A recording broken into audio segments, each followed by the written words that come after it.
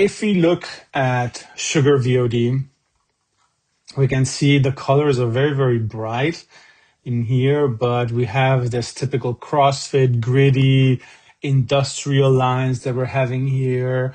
The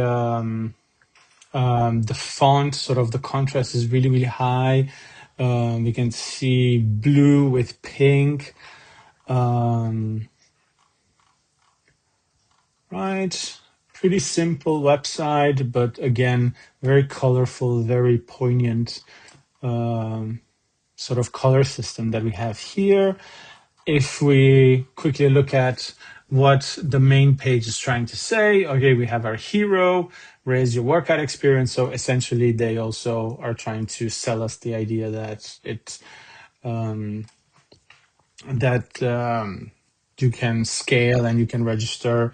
Sort of, you can have this online whiteboard community experience. The major difference here is that Sugar VOD, it sells for a box, right? So essentially what they're trying to sell us is also a box management workout system here. Okay, cool. So we have a hero section, a couple of snapshots of the product. So they want to try, they want to try to, for us to look at the product. Okay, you can see it's not loading very, very well. The UX of the app, sort of the UI is a bit old. So we can see that perhaps there's not a lot of love that this website got lately. You can see these things are misaligned, or they look misaligned. Maybe the idea is that it should be like a tabulation, because there's a sub sort of the sub elements within a category, but it doesn't really look good, in my opinion. Okay, and then let's look at sort of the structure of the website. Okay, we can look for what else do they want to say on the first page? Okay, it's cool. A bit of a testimonials, very good. What do they do where they are? So they're trying to show that we are a well established website, or like a product here. Some cool numbers. Another testimonial. So apparently testimonials are important for this. We have some cards describing different parts of the product, and then that's it, right? Features, pricing. Okay, we can look at the prices. Good, free trial. Okay, it's demo. Okay, it's pretty forward, pretty straightforward. Okay, let's go for the train heroic one.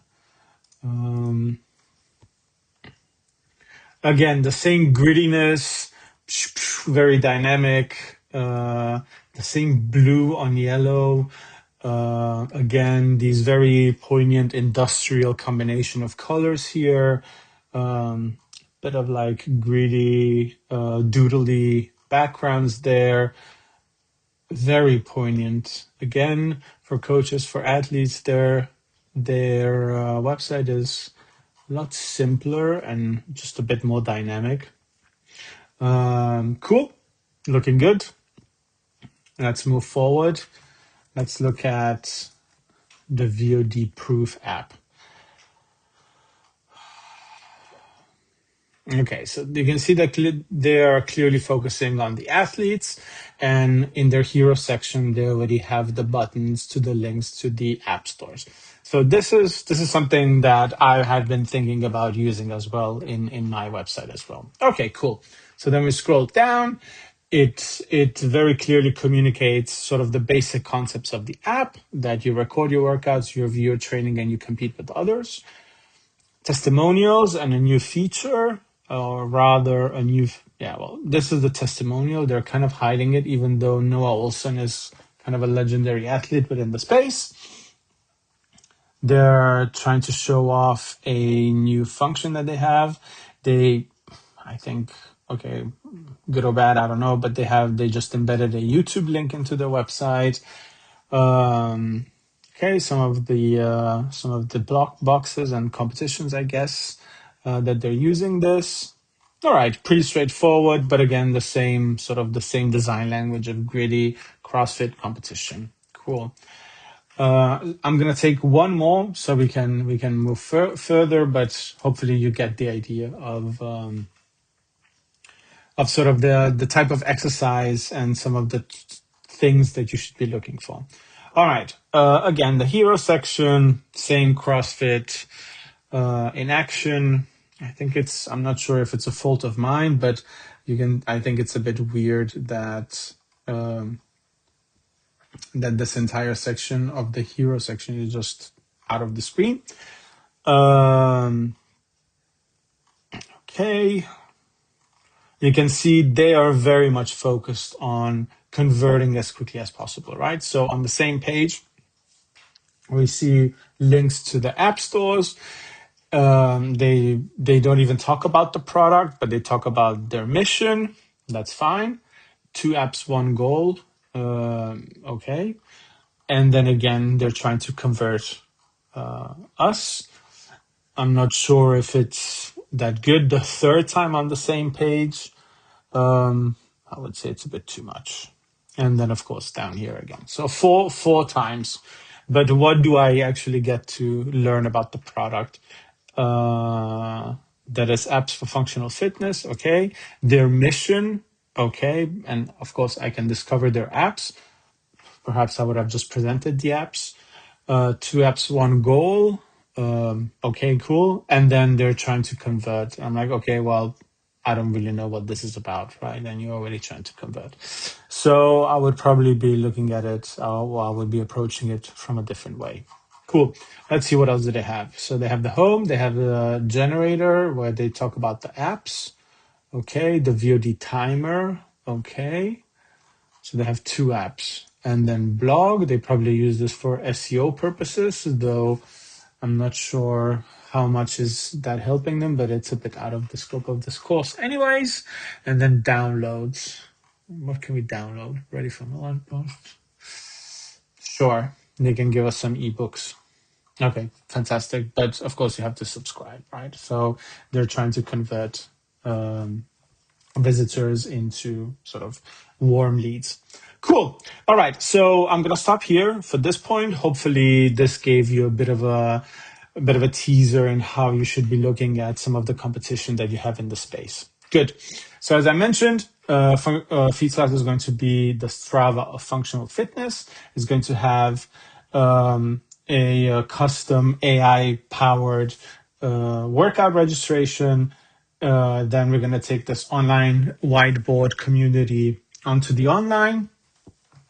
We're going to have custom warm-ups, AI generated warm-ups and stretching routines based on the workouts that you insert in the app. You can look at your history. You can look at your training history, your levels, and all of these things. And then in order for us to to sort of quantify effort, so as I mentioned, that difference between your deadlifts on Monday and on Wednesday, we're going to introduce a point and leveling system for this.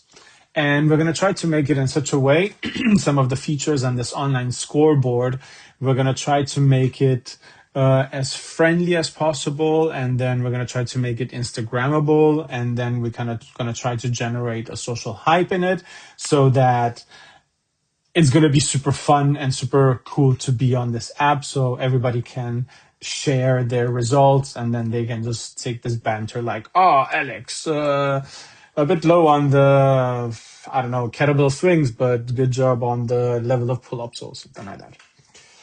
Good.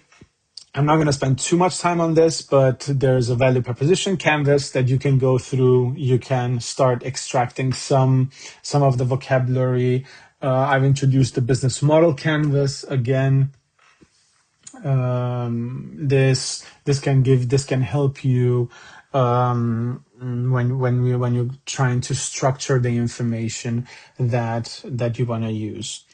A couple of more descriptions on the features of the app. um, I've made also a user, so I surveyed around 300 people, and what this helped me do is that it helped me generate some personas. So I know exactly the type of people that I'm going to be addressing myself, and namely the type of vocabulary and the type of people that are going to be accessing my website. Good. Some other results. Now I have the MVP, so I know that this is going to be the first version of the release of the app.